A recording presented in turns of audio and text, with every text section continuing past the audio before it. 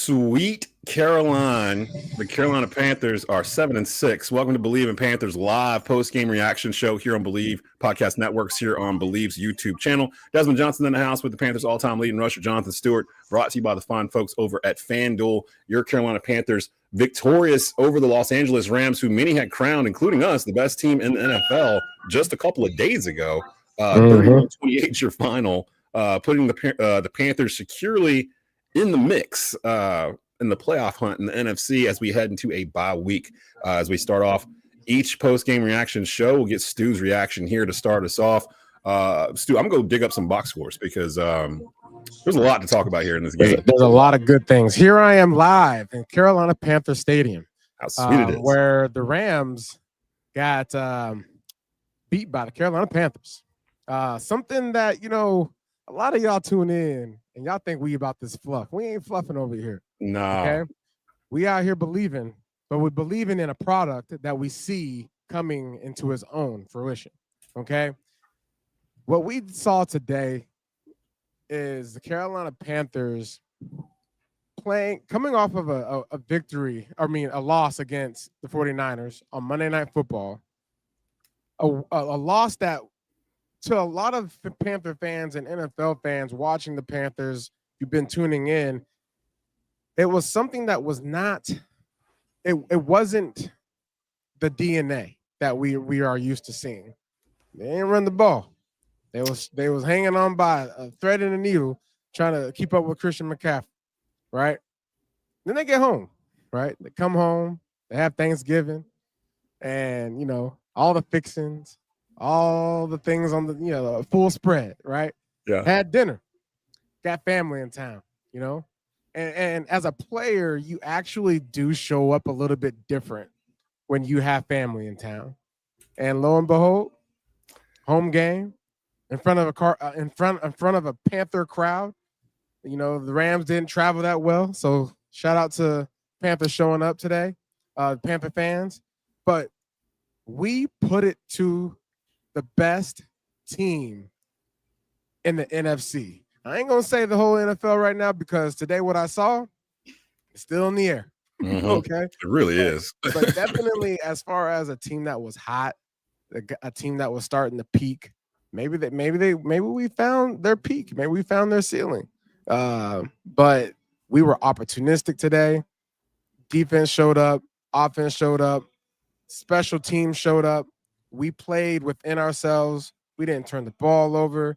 I mean, there's a lot to be said as far as the preparation coming off of a loss. And we've yet to see the Carolina Panthers stack these types of games, right? But the good thing is we're winning meaningful football games. We're playing meaningful football games. And that's the one thing that you have to hold your hat on at the end of the day. And Desmond, we're going into a bye week. Yes, finally. It's like the first week of December is our bye week. How crazy is this? But it fits. It actually works out, like that we got it so late, Like, oh, yeah. You were talking about people showing up or whatnot. You know who I want to thank for showing up today? Mother Nature.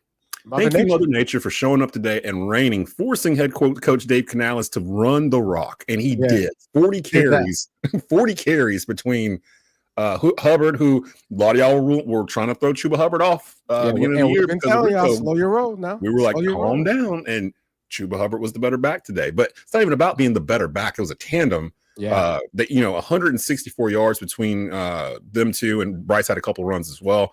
40 attempts, 4.1 yards per carry. But honestly, that third quarter, when they had the ball like 12 minutes or whatever it was, like it just had Matthew Stafford on the sideline, like doing this, like just kind of like let me go play. All right, 12 minutes. That's basically an hour on the sideline, just kind of waiting for your opportunity to go back. Yeah. You know what that does for an offense? You get antsy and you're saying to yourself, man, I want to go out there and make something happen. Because, you've been sitting on the sideline for the whole third quarter, basically. You had a 3rd and out.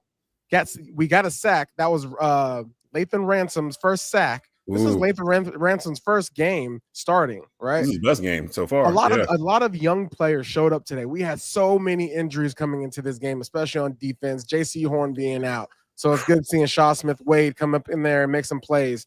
And then you have, obviously, Murray having the game suspension for the last game on Monday Night Football, and Lathan Ransom comes in and doesn't skip a beat. No, okay, a lot of guys just stepped up. Trevin Wallace, back.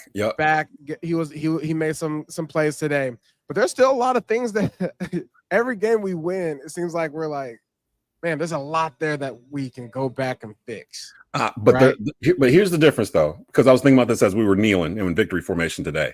Last year, when we were in these games against Kansas City and Philly, we found a way to lose them. Like we would, in the end, we would find some way to let it go, and then we would leave that game going, I don't know if there's such a thing as a good loss, but I feel better about today than I did 3 weeks ago or whatever. Yeah, today, it was like we got to a point where I was like, make a play. Make a play, because we've seen y'all in this before. Miami, Dallas, Green Bay, where we've seen them in these games, and they've learned to adjust throughout the games. And today, to me, was the perfect illustration of how to use Bryce Young in this offense. Yeah. Run the ball. Don't make it all about Bryce. He's capable of throwing for 400 yards, but he doesn't have to throw for 400 yards every game. Right. And I think that's what people want him to do. And I'm like, that's not going to win football games. That's going to win video games. So, to do what we did today, they came out with a focus from the very beginning to run the ball, and then it started raining. So if Dave was ever going to like alienate or go away from that, he couldn't, because it started to downpour in the third quarter, and they just started, boom, 4 yards, 4 yards, 3 yards, 3 yards, 4 yards, and it was just like the Rams defense got tired. But speaking of defense, I've said it before, I'll say it again. Derek Brown is a top 3 defensive player in the league. That boy is a problem. He disrupted everything. Child, disruptive. Most disruptive player in the NFL at the defensive line spot. He's got to be. I can't think of anybody else I would pick before him. The first interception was because he was pressuring. The ball hits him in the helmet, ricochets up. Nick Scott gets the interception. The fumble, he's about to sack Stafford, strips the ball, and one of them picks it up in the game. I mean, it's just like you forced the Rams to use all their timeouts before the 2-minute warning, and all you needed was that first down, and that's when you need Bryce Young. That play, when you're going to hit him to Coker to get that first down to steal the win, that's when you need him. You don't need him throwing the ball 40 times a game. You need to run the ball 40 times a game with the 2 running backs you have and let Bryce convert first downs. And that's what they did today. And honestly, Stu, from watching today, I'm like, if we can beat the Rams doing this, we can beat anybody. Listen, we can beat anybody. Look, there's no mistake today. Ladies and gentlemen, this is what happens when you commit to the culture. You take care of the ball. You create turnovers. You run with purpose, right? And everything else opens up, period. Canales was in his bag today, especially in the 4th downs. We was in them 3rd and 2 situations. We was going for it for 4th down. So he knew what he was going to do coming into this game. That's what excites me, right? That's not something that you just come up with on the sideline. He knew, hey, we get in these situations, Coker, get ready. We're going to roast number 1. Okay. And they was roasting number 1. Every 4th down that we got a chance to convert, we converted it. And it was for a big play, explosive plays. And then for T-Mac, that touchdown at the end, right? That was a big play by him, because it was him having to basically run a route to get other people open. He was the last person on the progression chart. Okay? He kind of turned it into a go route. So for him to stay on his hustle, to stay on the run, is what got him open. Right. If you look at that play, he's still in front of the return. In front of the defender as Bryce is releasing it. As he releases it, that's when he makes his move to get around him. He just kind of separates while the ball's in the air and over the shoulder. That was the only pass he had caught. Yeah. At that point. I mean, at that point. Yeah. And so, and then you talk about 4th. So the 4th down risk, that's a statement play. That's a statement decision that Canales is making to Panther fans, to the NFL. Hey, look, I get it. 49ers game, we ran the ball 9 times. Okay, we're going to get back to what we do, the culture. Get back to who you are. And the culture is exactly what I just talked about. You take care of the ball. You run with purpose. You let things open up and you take advantage of them. Canales did that. 4th down risk. You used to talk about Riverboat Ron. Might want to talk about Riverboat Canales. You got to figure out something for him. Because we got to come up with a nickname for him. I didn't realize we had gone for 4th down more than anybody in the league. man, when we talk about dropping it on the table, he dropped it on the table today. Mhm. You hear me? And so let that pop. Here it is. And so Coker showed out today. Really good to see him in action early and often. And, you know, Rams basically played this game to guard T-Mac, and it leaves everybody else open, right? And so Coker took advantage of that. And Bryce understood the assignment today as far as what was at stake here. It was run the ball, play action. No turnovers. Run the ball, no turnovers. You know, and one of the things I liked was, you know, this was if you're talking about Bryce Young and who he's becoming a quarterback that can win games with its decision making, his precision. The last play of the third down conversion right there at the end of the game, stepping up in the pocket. The pocket was clean, right? The pocket was clean, and he delivered that pill to Coker to close out the game, right? You have to have a quarterback that has the mind that says, I'm going to complete this ball. I'm going to put it only where my receiver can throw it. And he did that. Like, there's nothing else that you can expect out of a quarterback than that. Hey, go win the game for us. Go close this out. Because if not, you're going to give the ball back to Stafford. And no, we don't know that, yeah. Because the Rams were moving the ball up and down the field all day, but 3 turnovers for Matthew Stafford. Someone called Dangerous Dave. Yeah, Dangerous Dave. We're trying to find a name for Dave Canales because, again, I didn't realize the Panthers have gone for it on 4th down more than either team in the league and converted it. Like, and apparently the Rams have been out there on 4th down more than the other team in the league and have not done so well. And 2 of those that they did, one was in the first half and then the game clincher. They were aggressive calls. Like, they weren't just tippy toe up and try to get the first down. It was, like you said, let's put the ball in Bryce's hands. And I thought about it after Puka's catch, but Jalen Coker is our Puka Nacua. Yeah. That's who he, I mean, somebody that was overlooked. Coker wasn't even drafted. Puka was like a 6th round draft pick. And that Puka Nacua catch that he did on Mike Jackson on the sideline in the 4th quarter. They look good football players out here. Look, the Rams are a good football team. Let's not forget about very good. Yeah. They're really good. They got some highly touted all-pro receivers, all-pro quarterback, a really good running game. Yeah, Williams, he's really good. And that defense was as good as it gets. And we were moving the ball on them all day.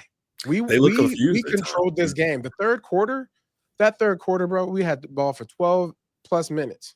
When you start seeing defensive linemen with their hands on their hips, like standing waiting for the next play, like gasping for air, that's what they were doing because they couldn't swap out or anything. They were basically playing their base defense, and Carolina just kept running up into the teeth of it. And again, it was death by 1,000 cuts because there wasn't like 1,000. I don't know if either Hubbard and Rico both had good days today, but I don't think either one of them had a really long run. They were consistent today. Yeah, it was good to see Chuba getting back into the mix, and this is why we don't degrade our players. This is why we don't talk bad about our players. You know, Chuba earlier in the season, the reason why Rico got his shot is because Chuba got hurt. Right. And so when he came back, doesn't mean he's fully healthy. It takes time, right? Guys play injured all the time, ladies and gentlemen. I did it all the time.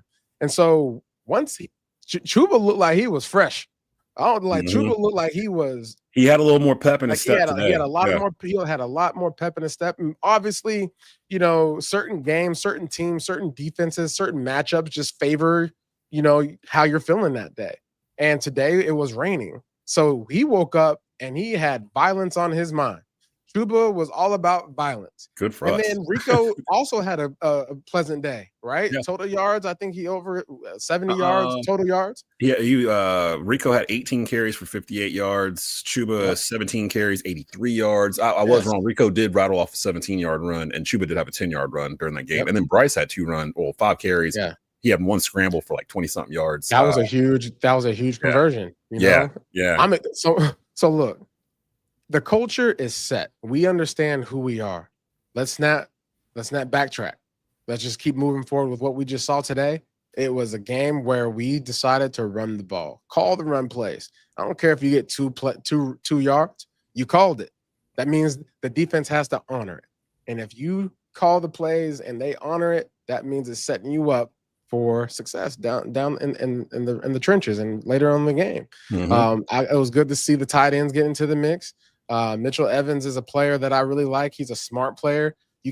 There's a lot of plays where I'm watching Mitchell Evans, like when we're going in motions and guys are going in motions, he's the one that's putting his hands up and telling guys that, hey, everybody don't move. Let the receiver get set so that way we don't get a penalty. So there's a lot of things that you're seeing out of these young players that just gives you the confidence in knowing that we're well on our way. And the development, the coaching staff, to have these guys ready, the offensive line is banged up, man. And they just continue to just go out there and just grind. Taylor Moton went out of the game for a little bit. He came back in that third quarter drive where it felt like they had the ball for an eternity. He was back in on that drive. And that was, to me, the way the Carolina Panthers have to play football moving forward. Only problem with that drive is we didn't come away with points, right? Yeah. You milk the clock. You play stingy football. I don't want the other team to have the football. I want our defense to have the rest. Listen, offense, let's just go out there and just play bully ball. This is our ball. We don't got to give it back to you immediately. That's the difference too this year, because we actually have the personnel to play bully ball, whereas before we just depth. At this point, a year ago, 2 years ago, 3 years ago, we would be sitting here doing this pod talking about how we don't know who the players are that are out there playing because we're on our third, fourth, fifth string guys because everybody's hurt and we don't know anything. And I told you on our midweek show previewing this was the game I was worried about with J.C. Horn being out. I mean, your number one cornerback is out, and you're bringing Matthew Stafford in with Devontae Adams and Puka Nacua, and your number one cornerback, who, by the way, is a top 5 cornerback in this league himself, like right now. If you look at the season J.C. Horn is having, he's having a top season in terms of a cornerback. And with him being out, I was really, because I knew he was going to go back in time. We played Monday night, and he has a concussion, so I knew he wasn't going to play. And Mike Jack ain't too far from behind him. Mike Jack's having a great season too. So that catch that Puka had on him, that was Puka being Puka. There was nothing. He played perfect. There ain't there was nothing you can do. Yeah, sometimes you just gotta just eat it up, right? He caught it like this, and then that boy caught that thing like this. Because I was like, there ain't no way he caught that football, and then he sprung up, and I was like, oh my gosh, like okay, I see now why people talk about Puka Nacua the way they do. But Jalen Coker is kind of built the same way as him. Like I see similarities in their game. I did not know until watching this game today. The Carolina Panthers have the largest group of receivers in the whole entire NFL. They put that graphic up on the screen. You've got 6'5" Ted McMillan, 6'4" Xavier Legette, 6'4" Jalen Coker. Like you got 3, and then add in 6'5" Tommy Tremble. I think you got Tremaine too. Bryce and Tremaine. Yeah, he's 6'3", I think. Like they're all huge. So like if you got them on small defensive backs and safeties or whatnot, Bryce can throw the ball to certain areas that only that wide receiver can get to, especially McMillan. Like he has a catch radius that's just like ridiculous. So yeah, man. He's in the league for rookies with catch. Shout out to Mike Jack for having a interception return. Took it to the house.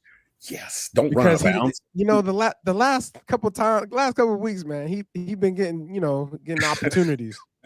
And the 49ers game, he caught that ball. The week, when he was in Green Bay, he dropped one.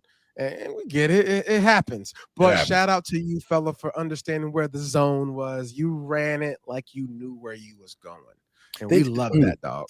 You know what? That's a good before we get to our FanDuel thing for Monday Night Football, that's a good way to express probably how a lot of Panther Nation's feeling right now. Because I think a lot of us went to this game like, let's see. We don't know. I said we were going to win 28-24. I was thinking it was going to be a good week because we had a bad week the week before. And typically when we have a bad week this season, we come back with a out of the blue kind of where was that coming from like the next week. And it's always against a good team. So I was like, it sets up. We're at home. It's raining. So that should slow down the Rams in theory. In the air, it didn't really, but it should slow them down.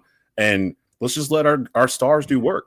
Get Chuba and Rico in space. Let Derek Brown terrorize everyone. Like he just and now I just saw Derek Brown in the post game with Pam Oliver on the field getting interviewed, and she was like, how's it feel to be in contention in November and yada yada yada. And I'm sitting there thinking, Derek Brown's the most tenured player on this roster. He's been here since 2020.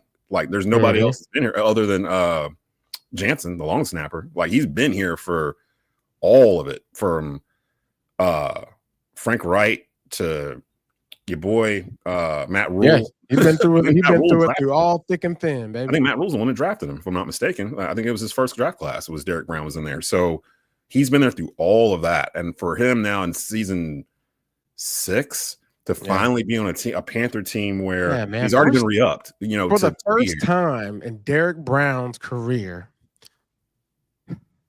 for the first time in his career in a long time for everybody, the Panthers right now sit front row seat, controlling their own destiny. They got a bye week after a convincing win over the Rams, right?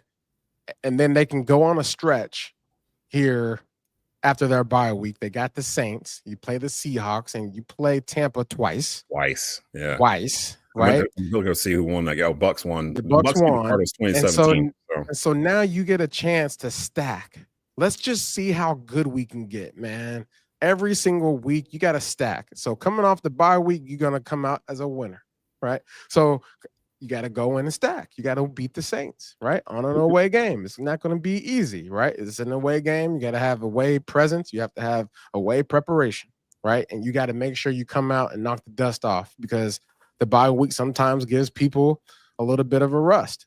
And so you got to make sure you come out ready to go. So that way people like Derek Brown can experience what it means to go on a run, to go on a playoff stretch run and get to, you know, win games in these. Like the games in November are exciting to win, but there's nothing like winning games in December. I tell you the truth. Ain't nothing. And I'm talking meaningful games in December. That's what Rivera and company were kind of known for. Like, I mean, it felt like his teams would start off slow and then pick it up as the season went on. And by the time they got to December, it was 3-0, 4-0. Like, they just kind of rattled through and it would build up to the playoffs. This team kind of feels like they're sort of figuring things out, but it's a week-to-week basis. Like, I can come in here and say this today, and then 2 weeks from now when they play again, they might completely forget to play like this. No. I hope they don't. I hope they do not. You know, that's my dream. Hey, Desmond, our man Willie Smith 6031. He said, "I am the #1 customer of J Stu pushing Hopium. I am pushing Hopium out here. Okay, I am giving it away for free. I got Hopium for free, ladies and gentlemen. Get them hooked on that Hopium so they'll come back. When you come out here and you are the Carolina Panthers and you rush the ball 35 times, no turnovers, 2 4th down touchdown throws. I mean, again, Dave Canales, you dropped it on the table. I love it. I was screaming. Here it is. I was screaming at the TV all day. That's math that makes sense, Desmond. That's math that is mathing. Right, the one where Tech caught the touchdown on 4th down, as the ball is being snapped, I'm seeing what the receivers are doing. They're kind of doing like this, and I'm like screaming. See, I don't like these routes. I don't like these routes. And then I see Bryce just kind of chuck it like over, and I'm like, what is going on? What is going on? And then Tech, I'm like, oh, and I start screaming. That's when I sent T. I was like, oh, I was screaming. I was screaming like a little girl too. You were screaming like a little girl too, huh? I was like, because they went like this before they went off screen. I'm like, who is supposed to be open here on this play? And then Bryce just throws it. And I went from all the different emotions in one thing. And I say this because I try not to get online when we're watching these games live, because I see people all the time in their fields during the game and letting the public know what's going on in their mind. Like, don't do this, man. You're embarrassed. It never ages well. Like, people will be like, I don't know why Canales called that play. We should fire him. Or Bryce Young's proven why we shouldn't re-up him. I'm like, good Lord, man. It's only been we don't listen to them no more. We take receipts of those people and we don't even really we muted those people. If y'all don't know by now that this Panther team can come out and play a quarter like, and then the next quarter come out and just start pushing on people, like it's part of football, man. It's football, ebbs and flows. But people like to get online and talk about it during the game, and I'm always like, yep, all right, I'll come back and check with y'all at 4:05 and see what this is. And some of them will delete the comments, some of them will leave them there, but it's just one of those things where people were just like all deep in it and trying to make business decisions off of a 4 o'clock or 1 o'clock game on a Sunday in November. Let's let them play the season and figure out what this is going to be after the fact. Because again, we've got meaningful football the last quarter of our season for the first time, y'all, since 2017. 2017. Yeah. Like, this is the first time in 8 years that we've had something like this. This is the first time, as me being host of Believe in Panthers, that I can actually sit here in November and I wouldn't say look forward to, but be enjoyed talking about the Panthers and what they did right in November to win a game. They went out and took this game. Yeah, they took it. They took it. Special teams, they took it, and that's what I want them to do.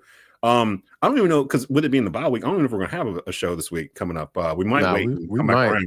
We might be out. We might need to. We might need to. Just to keep on reminding the NFL that the Carolina Panthers are here. Okay. Even if it's a condensed version of it, we might still do a little something. We might get on here and just say hello. Yeah.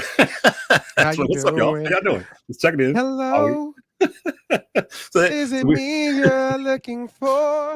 So we don't have a game next Sunday. We get our bye in week 14.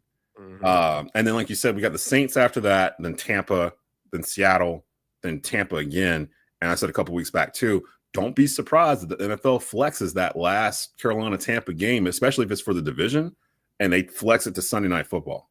And it's the primetime game, which I kind of don't want. I kind of don't want us playing primetime right now. I want us to play on primetime. Give me the primetime game so that way we can go out there and make it right. I need to I need to see a couple more of these back to back first before I feel comfortable doing it. But if they do this a couple more times and we get to that last game, week 18 or whatever, and the NFL's like, yo, we got a title match going on here, and they shifted to Sunday Night Football.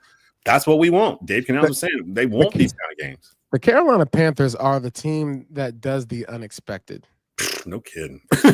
Whatever you think they're gonna do, they do something else. Matthew Stafford had no picks coming into this game. I think it was some crazy stat. Like 324 touchdowns or something like that. I don't know. But guess what? You came into Carolina, Bank of America Stadium, and you gave us 2 presents. And we even have our best cornerback out there. We didn't have our best players out there. But you know what? What we showed today was the young guys stepped up and made some plays. They stepped up and they said, you know what? Yeah, I'm a young guy, but I'm still a pro. Yeah. We got football players in the building now. We don't got guys that just want a jersey. We don't got guys that just are okay with, getting a team picture, being at practice throughout the week, getting pictures on the sideline. We ain't okay with that. We got guys that are like Chuba Hubbard, gonna put his foot in the ground and give you extra 5. Rico Dowdle, give you extra 5. Bryce Young, step up in the pocket, take a hit just to make the throw. You get Taylor Moton. You get guys that get banged up and then leave the game, get checked out right quick, come back in the game, all hurt, so that way they can win the game. Oh, we're going to run the ball? Let's do this, right? Physical, the mentality is just different, man. And it's all about the culture that they're building. We are experiencing not an identity crisis. We are experiencing the becoming of what this identity is, which is a tough football team that plays defense, opportunistic, and that runs the ball, and that has a quarterback that has poise in the pocket that can throw it to his big receivers. And I hope today was one of the next steps for Coach Canales to recognize what we are, because it feels like sometimes he kind of veers away from what he says that we're supposed to be. Like maybe, and I know he's calling the plays. It's really the first time he's really been calling plays like throughout his career like this, and being a head coach at the same time, which is really, really hard. It's different if you're a defensive guy and you're the head coach and you're also the defensive coordinator. You can do that a lot easier than being the offensive coordinator and the head coach, because you're literally involved with everything. Like every single play, you're having to figure this out in real time. And sometimes those games have gotten away from him. Sometimes he's called masterpieces, and today was a masterpiece. He called a masterpiece, but the defense helped him out. Like a lot. You hit the nail right on the head. This is Canales' second year being a head coach and calling plays at the same time. Guess what his record is? 12-17. Compare that to, I saw a meme comparing that to other coaches like Dan Campbell and others their first 2 years. Bro, he's right on par. He's actually better than them. Yeah, he's ahead of them. Yeah. And so as far as like what we have, Carolina Panther fans, don't take advantage of it. Don't mess up a good thing. Don't be out here doing don't be doing that. Okay. Stay in it, right? Buckle up and don't take your seatbelt off until this football season is over with. Because if you take your seatbelt off, it gets dangerous. Okay. Don't mess this up, y'all. Because I love my Panther fans. I love them, but we are some of the most emotionally driven folks on a fan base I've ever come across, and I'm Rightfully so. It's been a tough couple of years, but you know, I'm just reminding them that this is not the time. You have to hit the reset button with Canales. 2024, he came in here, he changed some things around. Dan Morgan, shout out to Dan Morgan. Dan Morgan, man. Dan Morgan, you is the man, dog. We knew when they hired him. You got the sauce.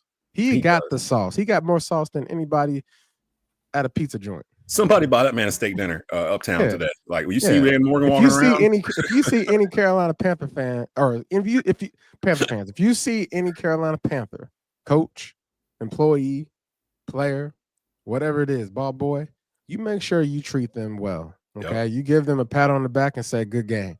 And that goes for David Tepper too. Because again, David Tepper, all of us David Tepper gonna make all of y'all look like some fools. He did exactly what he said he was going to do, and y'all did not believe him, and we did. He was like, "Yo, I'm gonna get out of the way. I hired him for this. I hired him for that.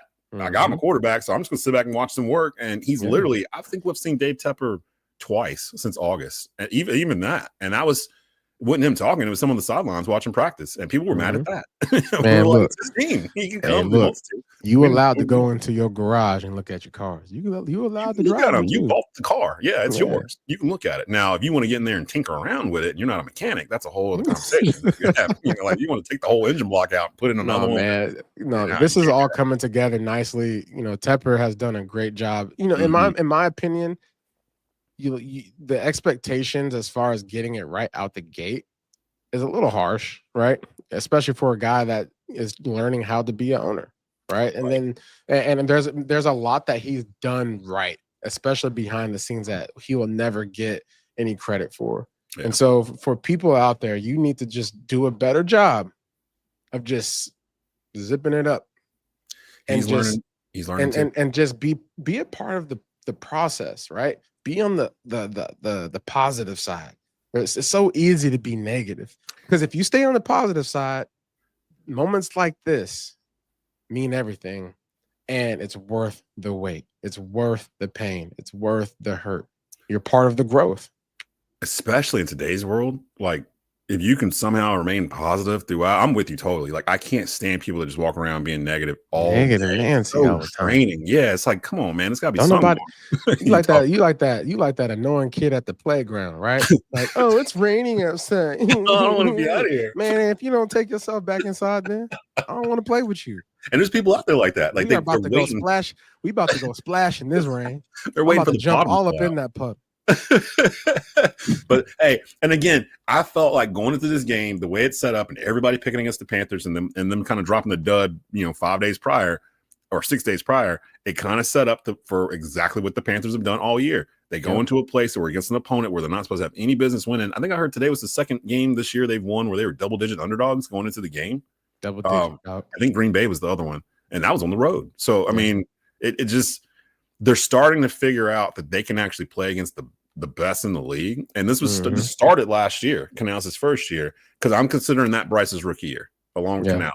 Like, we're going to completely forget Bryce's real rookie year because it almost feels like a fever dream at this point. But what is a fever dream? You ain't never had a fever dream before? Like, when you're sick, you start having crazy dreams, like while you're sick, because you like hallucinating. Kind of, sort of like like nightmares and stuff. Yeah, fever dreams, like when you got a flu. Now you're not watching. You're going to get sick and have a fever dream. Like, no, get off of me.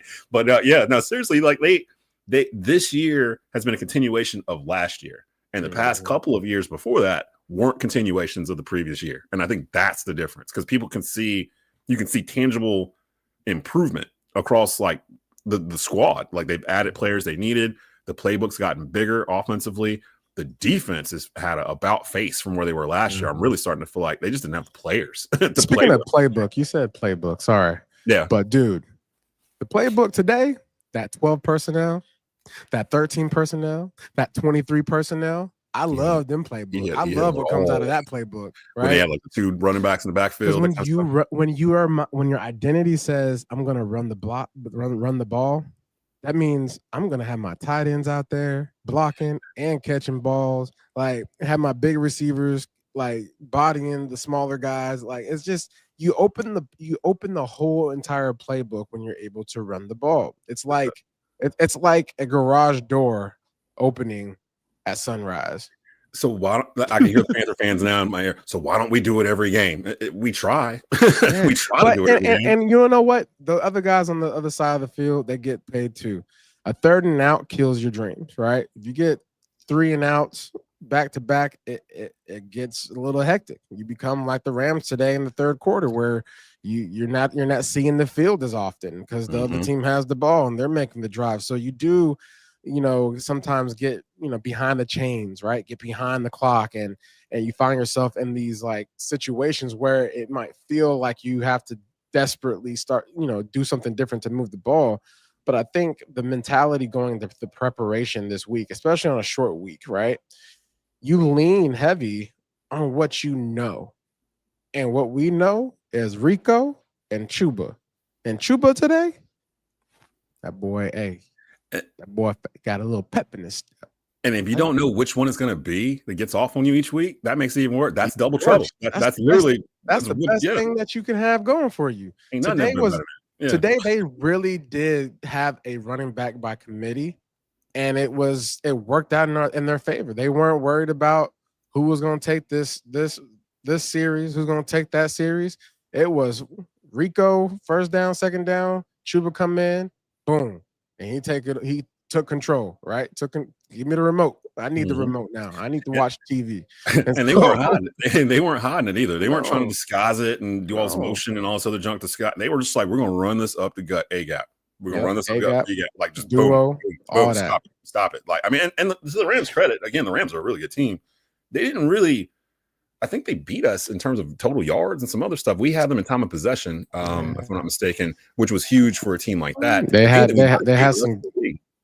They had some explosive plays on us on defense, but that's what we call bend don't break defense, right?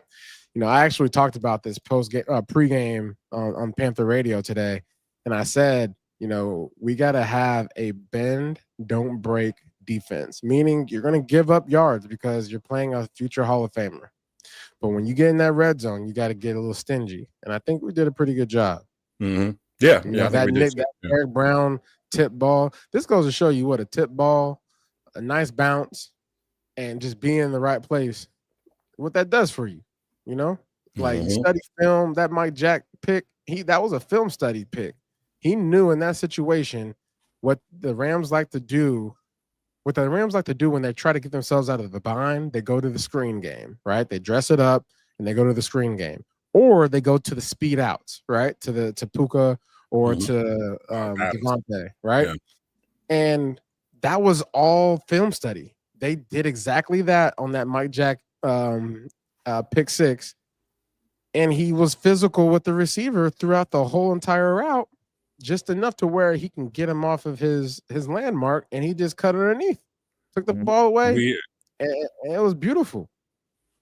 We had the ball 11 minutes. We had the ball 11 minutes longer than the Rams today. We had it for 35 minutes, 16 seconds. They had it for 24 minutes, 44 seconds. That third quarter was probably a lot of that. We ran 11 more plays. Oh, we had how many plays? 62 compared to 51 for the Rams. We had 8 drives. They had 9. We just had longer. And guess where that came from? Running the ball. The run game. Yeah, the run game. Easily. I mean, we ran for, we had 358 yards total on the day. We ran for 164 of that. The Rams threw for 227. They were in Stafford. We didn't get any sacks, but no, we did get a sack. We got 1 sack, I believe. But I'm just glad that the Rams did one of the things that the Rams did that if I'm a Rams fan, I'd be pissed, is they didn't run the ball enough. Dude, Williams was getting off. Like every time he touched the ball, 7 yards per carry. Yeah, I was like, why aren't they run the ball? And it's raining outside. Like, what are they doing? Yeah. They were out there doing the Matt Stafford thing. They was like, Matt Stafford, the future Hall of Famer. He gonna get us. He gonna get us out of this mess, right? And that's how many MVP candidates have we played this year? Because you've got Stafford. You could say Dak Prescott's in that category. Jordan Love, you put him in there. Josh Allen. Mayfield. Josh Allen. Oh man, that's Drake right. May. Yep, we've seen all of them. We've seen them all. And all of them. Some of them had varying results against us. Drake May destroyed us. But Drake May was out there. And Josh Allen did the same thing. But this was good. This was a good franchise defining win, in my opinion. and regime defining win for Dave Canales and company. Because man, it's probably the biggest win he's had in 2 years, right? Oh, this is the biggest win in a long time. If you think about it, this is a division. This is a conference opponent, NFC and in the NFC, and they lead the NFC. Everybody was crowning that they were the best team. We were crowning them as the best team in football, right? But not today. Any given Sunday, any given Sunday, and I just feel good because I know I can wear my Panther hoodie tomorrow. And people are going to stop me at Walmart and Food Line. Like, hey, what you think about the Panthers yesterday? Where before, I was telling you this, before I'd wear my Panther hoodie and people would kind of point at me like, oh, so you a Panther fan, huh? Like they'd use it as the start of a joke. I'm like, I ain't here for this. Yeah, we ain't part of them jokes. Today. The jokes stop now. The jokes have ended. You know what? The jokes ended when we beat Green Bay. I think so too. Like, I think that made the national pundits stop picking at us a little bit. And we're like, we need to start paying attention to what's going on in Carolina. And I've noticed some of them now. Fella. Oh, Chuba's back. Who's Chuba? Like, they had the Chuba chants going today in the stadium. Ain't nothing better than that. The Carolina Panthers are back. Between that and hearing Sweet Caroline through my TV at 4:05 p.m. on Fox is like one of the best feelings in the world, and they gave it to us today. Before we go out here though, we did have to give our FanDuel. The Giants are playing the Patriots on Monday Night Football. There's only 3 games on right now, but I guess because of the holiday. Seattle, the holiday the Chargers are playing the Raiders, and looks like Buffalo and Pittsburgh at 0-0. Denver, Washington is tonight on NBC and Peacock. But the Giants in New England play tomorrow on Monday Night Football. And I was looking to see if there was any just anything cute, quick bets or whatever. They have all this here. Give me everything Drake May. Dude, they are. Let me see what the over under is. The Patriots are favored by 7.5 in this game. The over under is 46.5. And it's at New England. So yeah, I'm taking New England minus 7.5. Yeah, I'm taking the over, and I'm taking Drake. I'll take a Drake May rushing touchdown.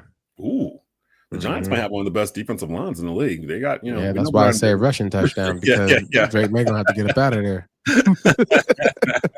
So we got to buy this upcoming week. We might do something. Maybe this week we get a guest on or something. So we don't have a game. Maybe we go find a.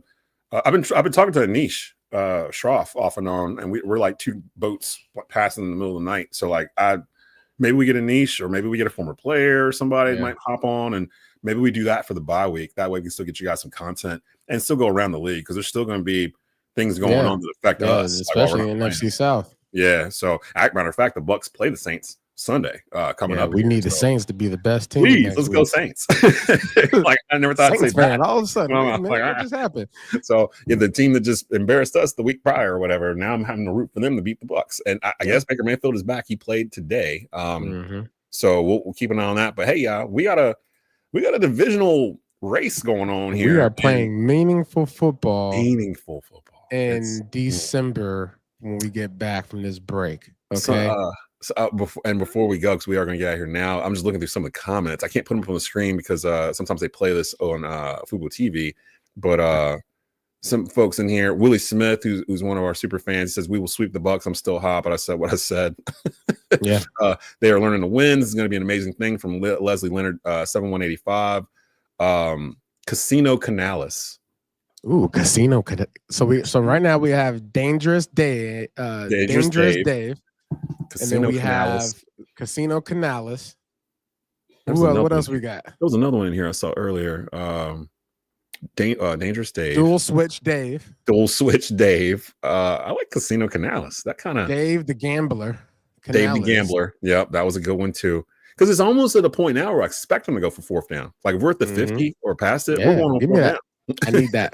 I mean, when you took what's crazy nowadays, the stats, the data, all the analytics, it tells you what to do, right? And so when you're going into this game, when you're in that situation, you're game planning for those moments. Yeah. And like they already know. It's not like they're having to wait. Like you don't see Bryce over there going, we're going. Like he already knows. Like there was a couple times this game where the announcers caught up on it where like it was 3rd down and like 4 or something, but they're around midfield. And we ran like a little something small up the middle. And like they did it because they knew it was 2-play territory. They were going to run a 4th down. Like if they didn't get it. And the announcer started to see it like, oh, You can see here, Bryce isn't even looking to come off the field. He's not even planning on coming. They already knew they were going on 4th down, and then they go and they hit it. And it's not a run play. It'll be like a 10-yard slant in the middle of the field or something to Coker or whatever to ice the game. Like that's the mix of aggressive play calling and execution. Because you can be aggressive all you want to in play calling. Yeah. The players still have to execute the play. And we've said it so many times in here. But the message and the execution, it's like a Sunday service, right? You go to a Sunday service and you hear the message, right? And you go throughout your week and you execute that message.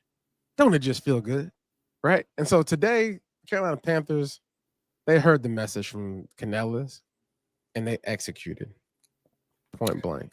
I'm going to go find the locker room post game. It's become my thing this season to go find it after a win. I know that's going to be off the chain. Yeah, it'll be Canales giving out just basically giving out flowers. People who had good games, this and that or whatever. Yeah, Derek Brown get a ball, Chuba get a ball, Bryce gets a ball, T-Mac get a ball, Coke get a ball. Yeah. Shout out to the Cokeheads, the Jalen Coker fan group that that loves saying their name nonstop, like I'm a Cokehead, like or whatever. I'm like, all right, Jesus, okay, that's their name. That's what they call themselves. So there's one of them in here. I saw him in here. It's like I'm a Cokehead. I'm like, all right. Yeah. Chuba was a monster today. Dan deserves a shout out. Keep building, keep pounding. Everybody's just having a good time, and I noticed we got a lot of people in here for a live. So we figured as much after a win, especially like that against the Rams. Yeah, Panther fans want to be with each other and enjoy it. So man, shout out to everybody. Make sure y'all stay safe tonight. Be out in the streets, but don't be out there losing it. Everybody got to go to work on Monday. I know we've had a long holiday weekend, but some of y'all got to get back to action. So we're gonna get out of here. Of course, brought to you by FanDuel. I think we are gonna have a midweek episode this week, but probably something different. Instead of us previewing a game for the Panthers, we'll probably line up multiple guests and see what we can do, get something together. And we'll talk about the season up to this point and what Dave Canales and Dan Morgan have done with this roster to get it where it is, where they can be competitive in November.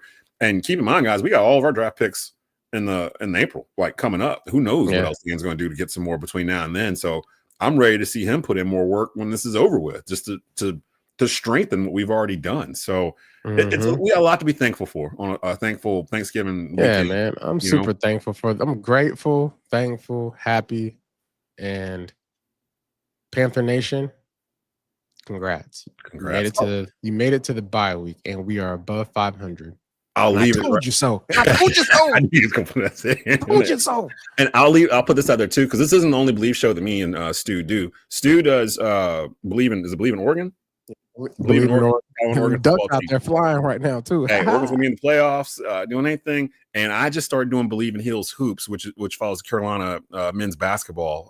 And you can find those on the Believe Podcast Network as well. Former Hooper PJ Harrison's one of our co-hosts on that each week. So we in there clowning up. So actually one of my co-hosts, B-Dot, told me to tell you what's up. He says you're hilarious, and he's down in Charlotte too, somewhere. He's on the radio down there. B-Dot is one of my oldest friends from up here, and he's one of the co-hosts as well. So find us there during the week, and then again we'll be back probably Wednesday-ish, somewhere around there on Believe's Podcast Network with a new episode. And just follow the socials. We'll get you ready for that. But Panthers win 31-28, moved to 7-6 on the season, half a game behind the Bucs in the NFC South as we head into a much-needed bye week. Oh, here's some good news for y'all as we get out of here. I was hearing on the radio as I was riding around right after the game ended. We might get Robert Hunt back at the end of the bye week.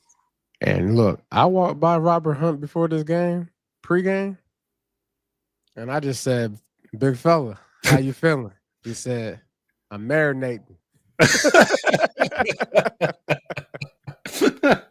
I saw him on the field, like on the sideline or whatever. That is a mountain of a man. You get Robert Hunt back for the stretch.